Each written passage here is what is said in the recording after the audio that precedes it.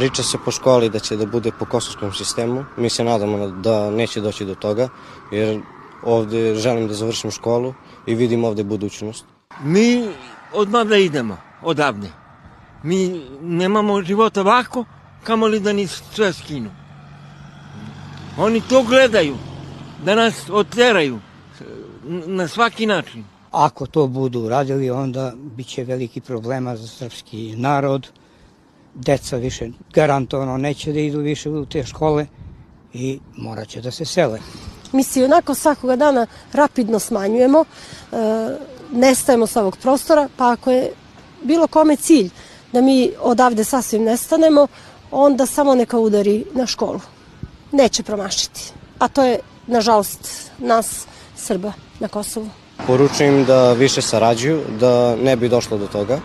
Vigi preporučuje. Ako dođe do toga, mi nemamo života. Oni za to gledaju da nas oteraju.